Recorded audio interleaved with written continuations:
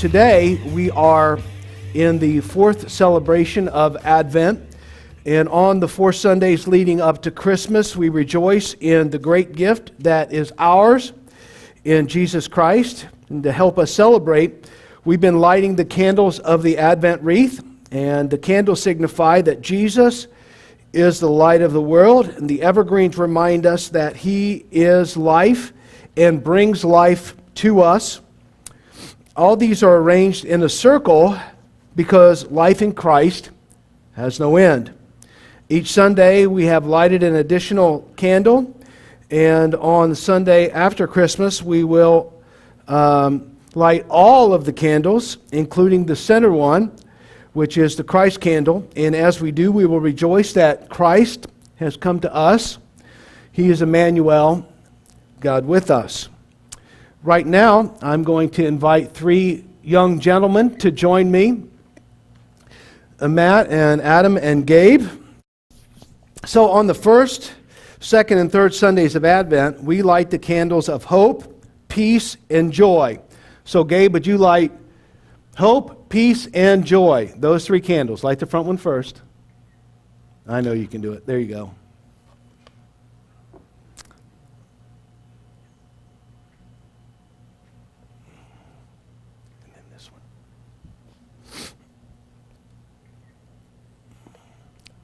Matt? On this 4th Sunday of Advent, as we think about the coming of Jesus Christ, we light the candle of love. Adam, light that candle.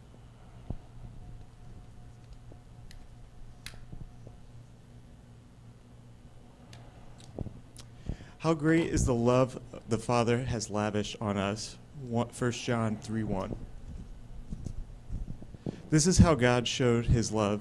He sent His one and only Son into the world that we might live through Him. 1 John 4:9. A new command I give you, love one another. As I have loved you, so you may love one another. All men will know that you are my disciples if you love one another. John 13:34-35. So today we are recognizing the great love that God has for each one of us, and I've invited these young gentlemen up here to join me, and let me introduce you before I dismiss you. So this is Matt Geckel. He's a graduate of Wright State, and he works at Reynolds and Reynolds, and he's 23 years old, and he loves Jesus and anything to do with sports. And then this here is Adam, and he's 17, and he goes to Centerville High School. And he has a job. He works at the school, and his hobby is school. So who wouldn't want a 17-year-old whose hobby is school, right? And then there is Gabe, and Gabe is 15, and he also attends Centerville High School. And Gabe is on the swim team, and he's doing quite well, as a matter of fact. Thank you. And in the third quarter, he's taking a job at Dorothy Lane Market. So thank you, gentlemen, for assisting us this week in lighting the candles and reading. Thank you, guys. So today, I'm going to be talking about Advent love. So if you would, turn to Matthew chapter 1. Matthew chapter 1. And this is our story to tell. And it's a love story. It isn't Hollywood's story to tell. It isn't Wall Street's story to tell. It's our story to tell. As much as we would like it to be, it's not even Charles Dickens' story to tell. It is an ancient story, and it's given to us. It's the Christmas story, and it's the story of how God demonstrates, without question, in the most definitive way, what love really looks like, what love says to us. Matthew chapter 1. And I'll begin at verse 18. After a precise and deliberate and careful record, a genealogy of Jesus and his forefathers, crafted by Matthew, he writes these words. This is how the birth of Jesus, the Messiah, came about. His mother Mary, and remember Mary was a very young girl. His mother Mary was pledged, she was engaged to be married to Joseph, but before they came together in that matrimony situation, she was found to be pregnant through the Holy Spirit. Because Joseph, her husband, who knew basic biology and was faithful to the law, and yet he did not want to expose her to public disgrace, which most certainly he could have. He could have subjected her to the censure of the village, and that would have brought great shame to Mary and to the child, and it would have caused her, of course, to be shunned. And Joseph, essentially, although he would have been marred, could have walked away as an innocent victim in the situation, but because he was a good man and a righteous man, faithful to the law, he decided that he wasn't going to put her to that public disgrace, but rather had in mind to divorce her quietly. And after he had considered this, in other words, after he had in his heart decided that this was the best way to go for he and for Mary and for the baby, an angel of the Lord appeared to him in a dream and said, Joseph, son of David, do not be afraid to take Mary home as your wife, because what is conceived in her is from the Holy Spirit. She will give birth to a son, and you are to give him the name Jesus, because he will save his people from their sins. And then Matthew adds this. All this took place to fulfill what the Lord had said through the prophet, that would be Isaiah. The virgin will conceive and give birth to a son, and they will call him Emmanuel, which means God with us.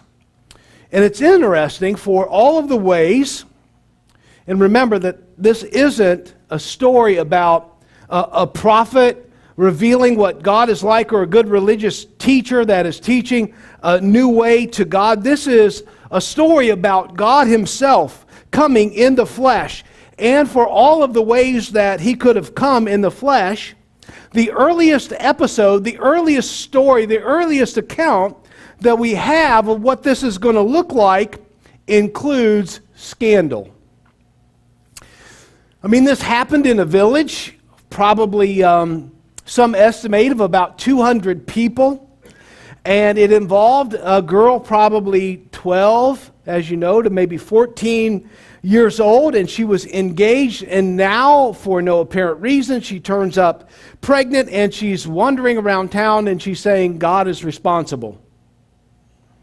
And then you have Joseph, and as you can imagine, he's pretty skeptical, and it takes divine revelation for him to finally say yes to this whole thing. That God would actually come this way is fairly significant because it opens up in time.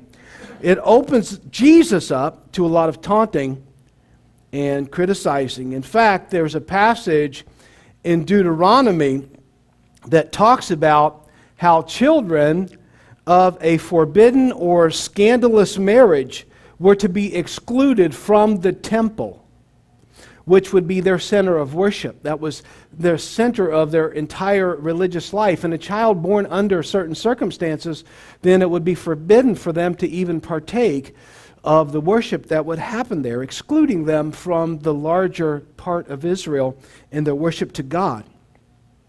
And the mysterious circumstances under which Jesus was conceived, if it would have been proven that Joseph was not indeed his father, would have then resulted in this ban. Jesus would have been banned, or should have been banned, from temple worship, if it could have been proven that Jesus were not his father. But as it stands, It couldn't necessarily be proven. But what is proven for a certainty is that all of this scandal follows Jesus. It persists. And I want to remind you then today, during the course of this sermon, of how interesting it is that Jesus would come this way and be subjected to all of this scandal. That when God chooses to come to redeem His people, that He would do it in this way. And I'd ask you to turn now to Mark chapter 6. Mark chapter 6. How interesting it is that Jesus would come this way. Mark chapter 6. And this scandal follows him. So here he is, over 30 years later, and he's out doing rabbi, Messiah type stuff. And eventually he comes back to his hometown, Nazareth. And we'll look at another passage here, the same account in another gospel in a minute. But I want to draw something out here now. He comes to his hometown, Nazareth. And when, verse 2, Mark 6, verse 2, when the Sabbath came, he began to teach in the synagogue, which would be very much what a rabbi or teacher would do. And many who heard him were amazed. This is his hometown crowd. Where did this man get these things, they asked. What is this wisdom that he's been given? What are these remarkable miracles that he's performing? Isn't this the carpenter? Isn't this Mary's son? And you would only say that in this culture if you weren't sure who Jesus' father was. We read over it like it's nothing, but they are saying something very specific here. They're calling into question who Jesus' father is, because in legal terms, you are always and forever a son. If you're a Jewish boy, you are always and forever a son of your father, unless there is some question about who exactly your father is. And so they say, isn't this Mary's son? And like, we know who you are, by the way, and your brothers, as a matter of fact, are James and Joseph and Judas and Simon. And aren't your sisters, aren't they all here with us as well? And they're saying, in effect, who does he think he is? We know you. We know your story. And it says, because of that, they took offense at him. So the scandal is just following him around. John chapter 7. So not only does the townspeople where he grew up, those of Nazareth, not only do they not believe him, but his brothers don't believe him either. Try claiming in your family that you're the Messiah, and I bet it doesn't fly. And that's what is happening here. And so, John chapter 7, I'm going to read verses 1 through 5. After this, Jesus went around Galilee. He did not want to go about in Judea because the Jewish leaders were looking for a way to kill him. Imagine that. But when the Jewish festival of tabernacles was near, a festival where all Jewish men were required to come down to Jerusalem to worship at least once in their life, but most certainly it was possible that they would go down every year. It was a big festival. A lot of people would be there. So when it was time for this Jewish festival, when it was near, verse 3, Jesus' brothers said to him, and this is a taunt, by the way, leave Galilee, leave the backwoods, leave the little farms and the little villages where there are not many people. Why don't you leave there and go down to Judea where all the people are going to be for this big feast? Go down to the cities, go down to the urban areas, so that your disciples there may see the works you do. Stop being so secretive, and why don't you go out, if you're really the Messiah, and make yourself more public, because that's what Messiahs do, don't you know?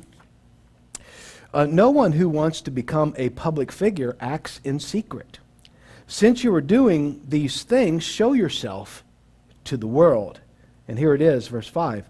For even his brothers did not believe him. And I find it interesting that when God decides to take on flesh, that not his own family doesn't even buy it. And that's a hard thing. Later in the same book, the book of John, chapter 8, beginning in verse 17, there is a dispute that arises between Jesus and some Jewish leaders. And it's a very complicated dispute, but I want you to notice that this scandal is continuing. And 2 times within this argument, they bring up something about Jesus' family, about his parents. It's funny that when this happens, he's in the temple, where he should be banned, possibly. But here he's in the temple, and this is Jesus talking, and he says to the Jewish leaders in this argument that they're getting ready to berate him during. Verse 17, John 8:17, in your own law it is written, this is Jesus, that the testimony of 2 witnesses is true. I am one who testifies for myself, and the other witness is the Father. And Jesus is talking about God, who is his Father. And he's the one who sent me. Verse 19, then they asked him, where is your Father? No doubt sarcastically. And they're referring to Joseph, if you will, although they're not quite sure. So another slam, another slight. This scandal is following him. Where is your father? Joseph. You do not know, Jesus is going on to say, you do not know me or my Father. If you knew me, you would know my Father also. So there you have a slam against his father, right? Or some fact about his relationship with a earthly father. And then a little later on, verse 39, same chapter, the Jews are saying, hey, now they're saying, hey, Abraham is our father. And Jesus replies then, if you were Abraham's children, then you would do what Abraham did. Verse 40. As it is, you are looking for a way to kill me. Jesus knows what's up. A man who has told you the truth that I heard from God.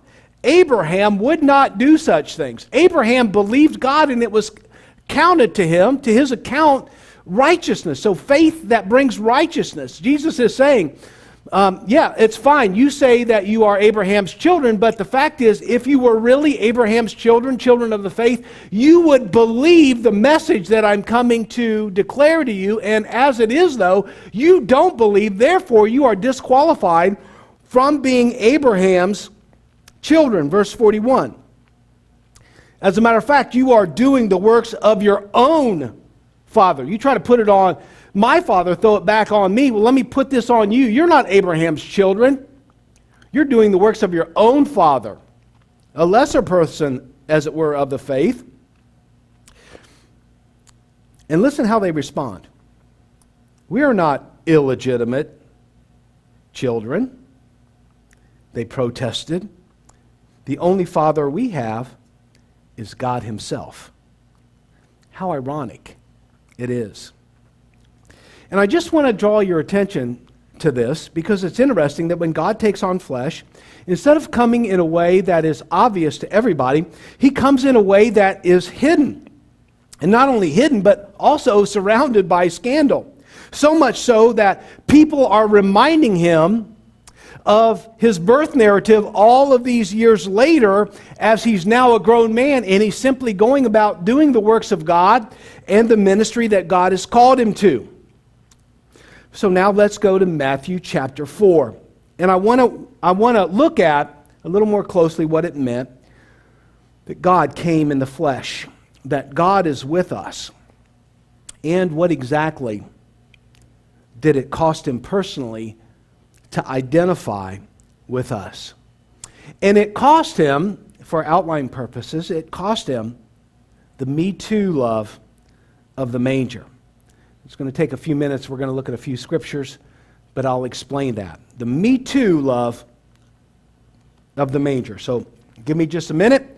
Let's go to Matthew chapter 4. I'm going to read verses 1 through 3. This is what it cost Jesus to come and identify with us, to come in the flesh, God with us.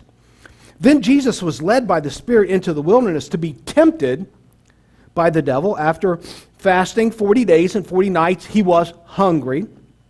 The tempter came and said to him, "If you are the Son of God, tell these stones to become bread." So Jesus came, and he was tempted, and he was hungry. Now go to Matthew chapter 12. Then they brought him to a demon-possessed man, this is Jesus, who was blind and mute, and Jesus healed him so that he could both talk and see. All the people were astonished and said, "Could this be the Son of David, the promised one, the Messiah, who was foretold of to come and to save his people?" But when the Pharisees heard this, they said, "It is only by Beelzebul, the prince of the demons, that this fellow drives out demons." In other words, they are accusing Jesus of being in league with the very devil that he is warring against. And so when God is at work in the person of Jesus Christ, as he's now come in the flesh to identify with us, there are some that are so hard-hearted that they would rather believe that the devil is at work in Jesus than that God might possibly be at work through this man. And they're looking at all of these works are happening, and that's their best conclusion. They want to cast a dispersion. They want to prolong the scandal. And so he is accused. Matthew chapter 13. This is the parallel chapter of when Jesus comes back to his hometown and goes into the synagogue. I'm going to draw a few more things out of this.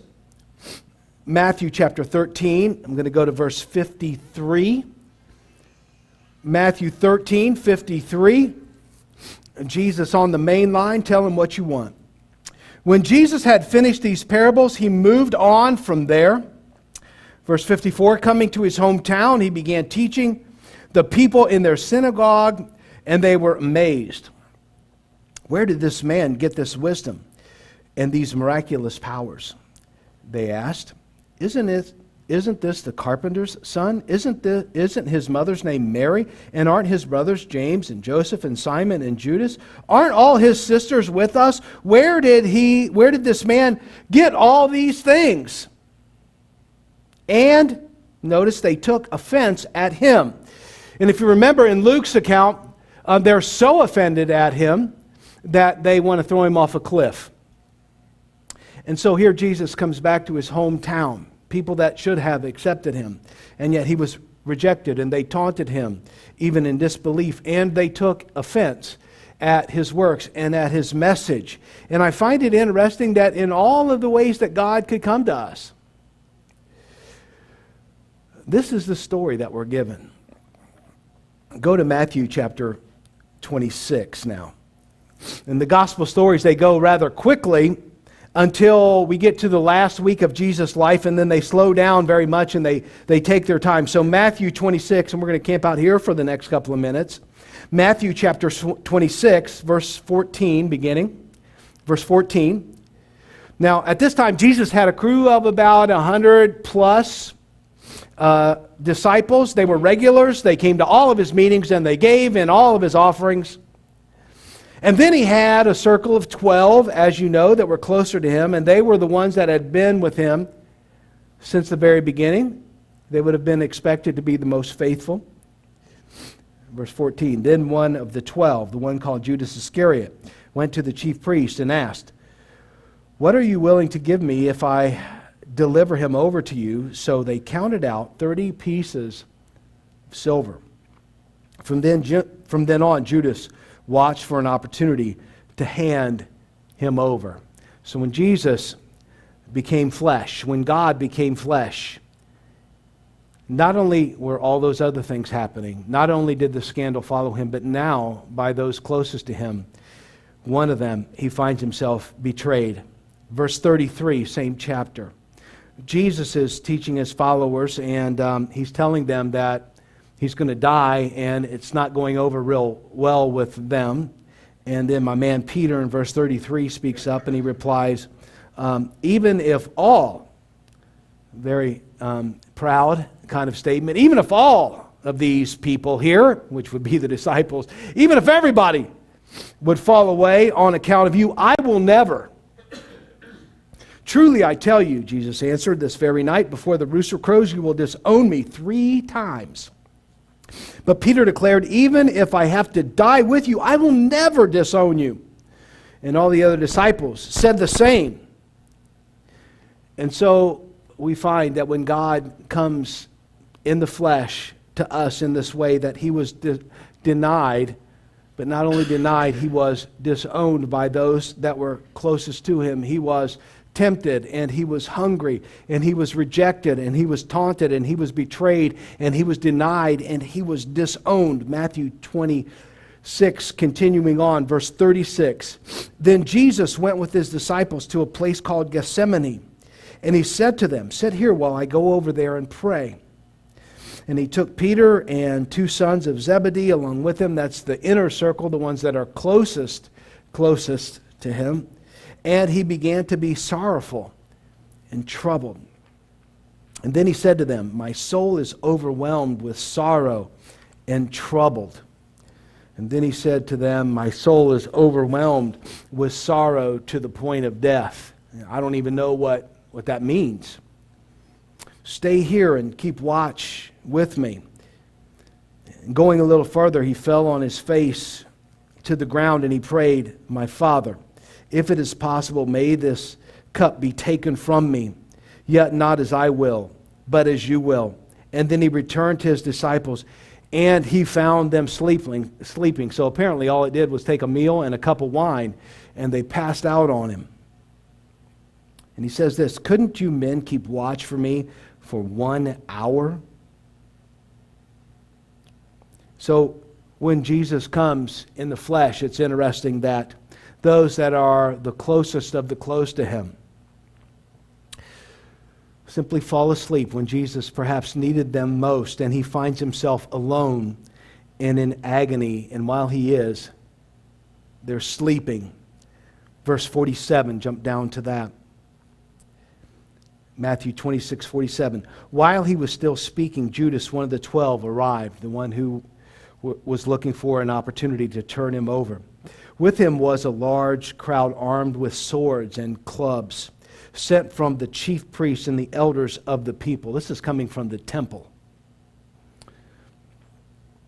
Now the betrayer has arranged a signal with them. The one I kiss is the man, arrest him. This is what Judas has told them.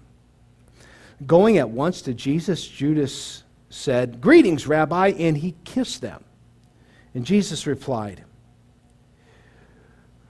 do what you came for, friend, because that's how friends greeted one another, with a kiss. Jesus is betrayed with a kiss. And then the men stepped forward and they seized Jesus and they arrested him. And so Jesus is not only all of these other things, not only does he have to suffer all of these other things, but now an innocent man is arrested and he's taken before a group, the Jewish council called the Sanhedrin, Matthew 26, verse 59 now. The chief priest and the whole Sanhedrin were looking for false evidence against Jesus so that they could put him to death. They couldn't get anything on him, so they're looking for some false evidence. Verse 60, they couldn't find any, though many false witnesses came forward. They were all discredited, and finally 2 came forward and declared, this fellow said, and it's something very similar to what he said, but yet it's not true. I am able, they're saying that Jesus said this, I am able to destroy the temple of God and rebuild it in 3 days, and this would have been obviously highly offensive. Verse 62, then the high priest, the top religious leader, then the high priest stood up and said to Jesus, are you not going to answer this charge? What is this testimony that these men are bringing against you? But Jesus remained silent. Of course, he's fulfilling prophecy from the Old Testament.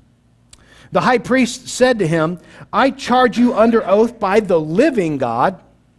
Tell us if you are the Messiah, the sent one, a man, a flesh and blood man, sent by God to do the work of deliverance, the anointed one. Are you that man? Jesus said, hey, you've said so. And then Jesus replied from this incredible messianic passage from Daniel chapter 7, and he really steps it up a notch here. We don't pick up on it, but he's gone overboard now. Yes, I'm the Messiah. You said so. And then he replies, or he continues to reply from Daniel chapter 7, but I say to all of you, from now on you will see the Son of Man. This is a claim of divinity. He's saying, I'm not just a man. I'm God. You will see the Son of Man sitting at the right hand of the Mighty One and coming in the clouds of heaven. There is no mistaking what Jesus is saying here. When you see in the Gospels where they record Jesus' life and he calls himself, which is his favorite title for himself, when he calls himself, or they call him the Son of Man, he's simply referring to, or they are simply referring to his humanity. When Jesus is called the Son of Man, I'm sorry, let me take that back. When they call him the Son of God, that's just talking about his humanity. But when they call him, or he calls himself the Son of Man, they're talking about his divinity, and that comes from Daniel chapter 7. Go back and read Daniel chapter 7. There's one who comes before the Ancient of Days, whose kingdom will be from everlasting to everlasting. And he will destroy all the other kingdoms of the earth. And he himself will be divine. Jesus is making a divine claim here. They're saying, are you a man? He's saying, no. I'm not just a man. Yes, I'm the Messiah, but I'm more than just a Messiah man. I am the God-man Messiah. And they hear this. In verse 65, then the high priest tore his clothes and said, he has spoken blasphemy. Why do we need any more witnesses? Look now, you have heard blasphemy. What do you think? He is worthy of death, because that's the charge. That's the penalty. They answered. And then what did they do? Verse 67, they spit on him. They spit in his face. They struck him with their fists. They slapped him. And they said, prophesy to us, Messiah. Who hit you? And a huge taunt. And then Jesus goes from here and he gets taken before the Roman governor, Pilate, because the Jews could not execute the death penalty on anyone. That responsibility, that authority by the law only resided within the Roman leadership. And so they have to pass him off now to the Roman governor, Matthew chapter 27. So Pilate has to choose now in this scenario between releasing one of two criminals, one of two prisoners, one being Jesus, one being Barabbas, and the crowd wants Barabbas to be released, the other prisoner. And so verse 26, Matthew 27, verse 26, then he released Barabbas and said, but he had Jesus, he released Barabbas to them, but he had Jesus flogged and handed over to be crucified. Verse 27, then the governor's soldiers took Jesus into the praetorium and gathered the whole company of soldiers around him, and they stripped him, and they put a scarlet robe on him, and then they twisted together a crown of thorns, and they set it on his head. They put a staff in his right hand. Then they knelt in front of him, and they mocked him. Hail, King of the Jews, they said. They spit on him, and they took a staff, and they struck him on the head again and again. And after they had mocked him, they took off his robe, and they put his clothes back on him, and then they led him away to crucify him. And so, this, my friends, is the Christmas story. It's not just encapsulated in a sweet little manger scene. God with us means, God coming in the flesh means that Jesus is tempted, that he's hungry, that he's scorned, that he's blasphemed, that he's rejected, that he's taunted, that he's overwhelmed, that he's sorrowful, that he's betrayed, that he is deserted, that he is denied, that he is arrested, spit on, struck in the face, slapped, lied about, falsely accused, mocked, stripped naked, insulted, beaten, unjustly convicted, humiliated, condemned, crucified, pierced, bruised, hated, stared at, left naked in public to die, and ultimately executed. That's the Christmas story that we're given. It's not just a nice little peaceful scene in Bethlehem that we're talking about here.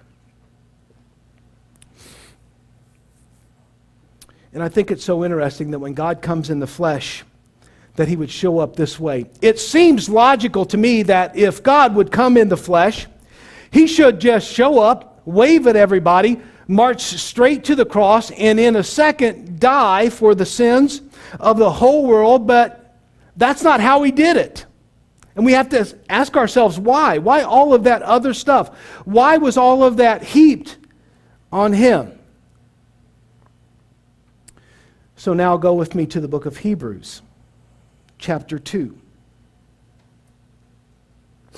Now this writer here in the book of Hebrews is describing why it is that Jesus came the way that he did. So this is going to answer that question, why he came in flesh and blood. Because remember, the claim isn't that he's a good teacher or that he is a nice religious leader or a prophet in the long line of prophets, but rather this is what it looks like and why God himself came in the flesh. This is how he showed himself. This is why he did it. And the question is why? And here's at least one of the answers. Hebrews chapter 2, verse 17. For this reason, he had to be made like them, like us, fully human in every way, in order that he might become a merciful and faithful high priest in service to God, that he might make atonement for the sins of the people. Now listen to this. Because he himself suffered when he was tempted, he is able to help those who are being tempted. Now go to chapter 4, verse 15. Hebrews 4:15. For we do not have a high priest who is unable to empathize, or some translations say sympathize with our weakness, but we have one who has been tempted in every way just as we are, yet he did not sin. In other words, Jesus had to come the way that he did and suffer all that he had to suffer in order that he might say to me and you, me too. Me too. And these are the most powerful words almost that can be uttered from one human being to another. Me too. If you've ever undergone something that is horrifying, one of the first things that you learn to do is to find someone else who's gone through a similar situation and who's made it. And so if you are in the midst of cancer, you hang out with people who've been through it. And there's something about that. I mean, you can know all about it intellectually, you can search it out online, but there's something about having walked, something that is horrifying, something that is devastating. The chemo, the radiation, the surgery. There's something about surviving something like, for instance, cancer, that qualifies you to say to others who are going through it, me too. When you're feeling so anxious, when you're feeling so sick,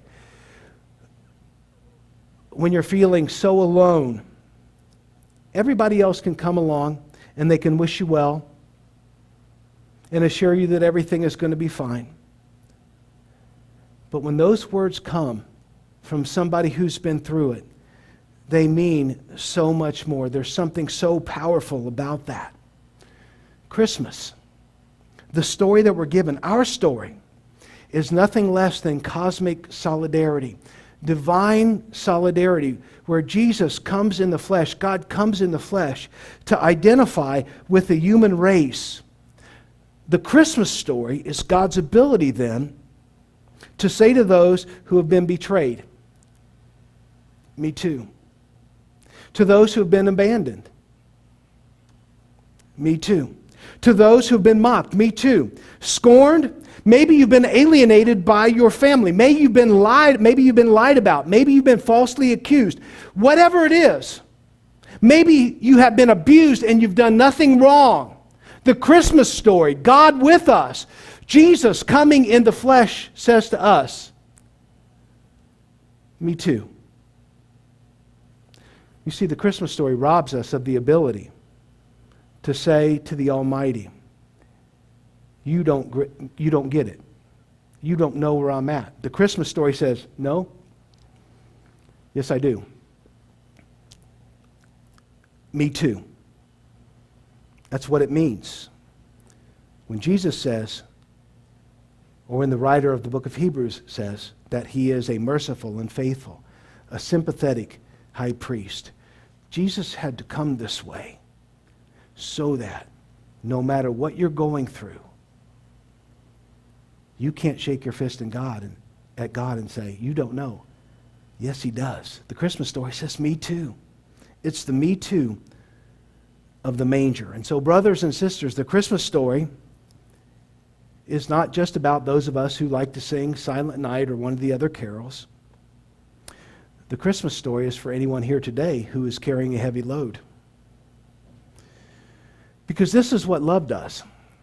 Love doesn't run the other way. Love doesn't hide. It doesn't walk away. It doesn't leave us alone. Love doesn't look at us and say, hey, it's your mess, you fix it. Love dives in.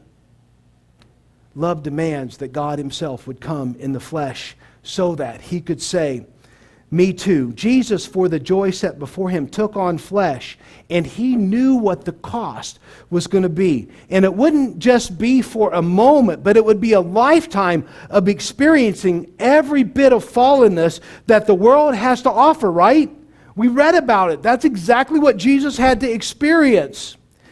But he comes so that he can sympathize with us, and no matter what we're going through, in his love, he can say, me too. There's a certain amount of power and comfort that comes from that. But he doesn't just come in the Christmas story to sympathize. A huge part of that. But rather, he comes also to save. You see, the manger says, me too. That's how far my love extends. But the cross says, this is how far my love extends, even to the point of your salvation. Thank you for bearing with me. A couple more verses, that's all. 1 John 3:16. 1 John 3:16. Yes, John wrote some other things other than the gospel. 1 John 3:16. He comes to sympathize, yes, but he also comes to save. 1 John 3:16. This is how we know what love is. Jesus laid down his life for us. There it is. The most beautiful, perfect example of love. Jesus lays down his life for us. Or 1 John 4, verse 10. This is love. Not that we loved God, but that he loved us and sent his Son as an atoning sacrifice for our sins, our mess-ups, our failures, our ability with a lack of conscience to turn our back on God and to walk away and to say, we don't need you. In our own pride, Jesus came to die on the cross. In other words, the Christmas story is not just about Jesus coming back to take on the full force of the fallenness, so that he can say, me too. But it's beautiful that he can say to those of us here today who need to hear those words, me too. This morning, God is a God that understands. He says, me too. And that's what the manger says. That our God is a God who says it's going to be okay. He understands the agony of waiting and the struggle and the hurt and everything that goes along with it. But more than that, the cross, the love that we see on the cross, says that this God also comes to redeem, to rescue us. He dives into our sinful mess to show us exactly what God is like. The stone of the manger and the wood of the cross are the clearest declarations of what love really is. The clearest demonstration that God will do anything to rescue you, to redeem you, to rescue me, to redeem me, and to pursue us until we ultimately yield to him. He is not up there angry. He is not hateful or disappointed. No, the Christmas story that we are given is that God is relentless in his great love. And for proof, we read about it. For proof, we sing about it. And for proof, in this season, we put Jesus forward as a witness to his great love, his life in his death as well as his resurrection.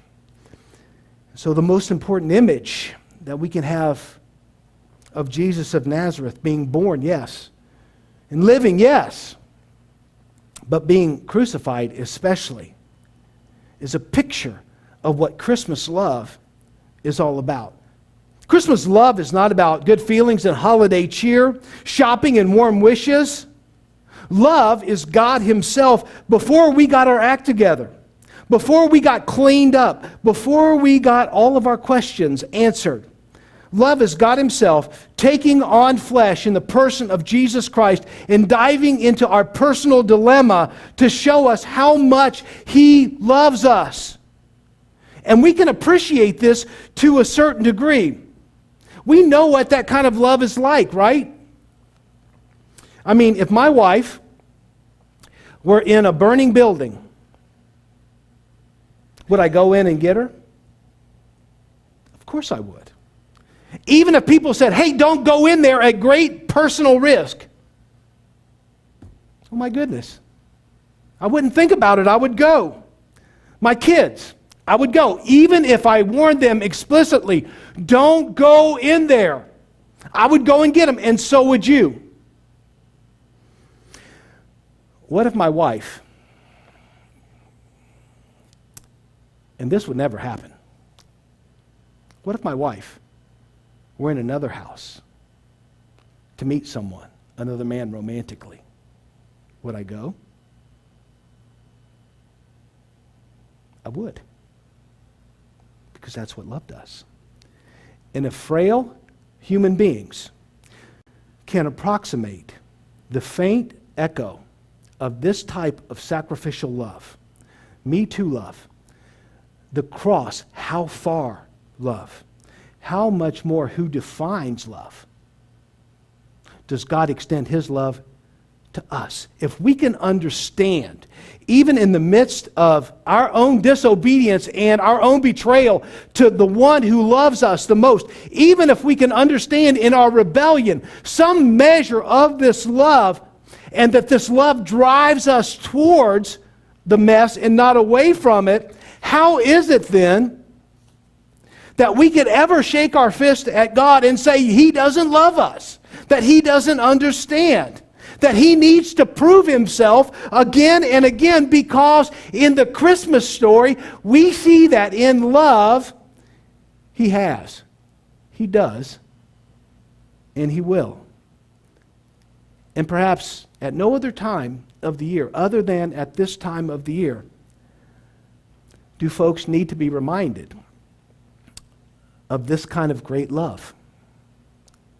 That of all of the images of what we have that God is like, Jesus in a manger and Jesus hanging on a cross, those images that say, me too, and this is how far my love extends. These are the images. Why? Because it speaks of God's heart towards us. There was no qualification. There's no doubt. There's no second guessing on God's part. There wasn't anything for Jesus other than the joy that was set before him, that he would endure the cross, and in love for you and for me and for all of humankind, he says, yes, me too. I'll even go that far. This is our story. This is the Christmas story that is given, not to be defined by Hollywood or Wall Street or some writer about what Christmas is really all about. This is our story. This is the story given. This is the story of Christmas love. And so what I would imagine that there are a few people here today that are bearing heavy loads, and you're full of sorrow, maybe disappointment, maybe you feel abandoned, or maybe you feel betrayed. And our God is a God that says, me too. At Christmas, his love says, it's going to be okay. I understand. Fall on me. Lean on me.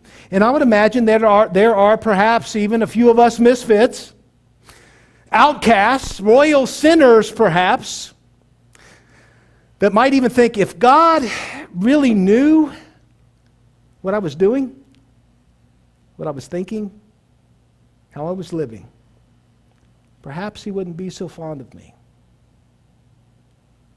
Christmas love, the love of the cross, says, no, I know even that, and I'm willing to go even that far for you. It doesn't stop with me too. My love goes this far. I'll go to any length to redeem you, to save you, so that my love can be in your heart, so that you can know and measure the love of God. The manger says, me too, I'm with you. The cross says, see how far my love extends to redeem you. He is not horrified.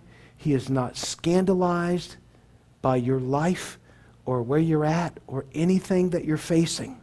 He took all of that on himself, and he will pursue you because of his love until your last breath.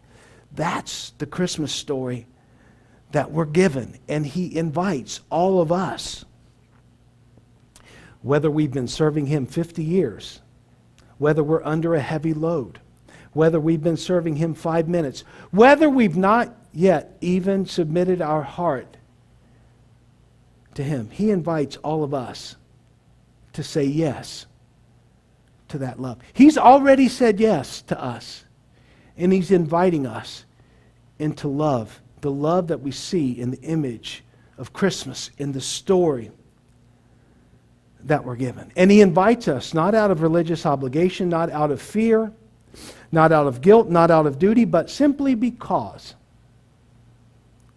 he loves us. And this, my friends, brothers and sisters, is our story. The Christmas story says, me too. And this is how far. And he only asks us to say yes to his love.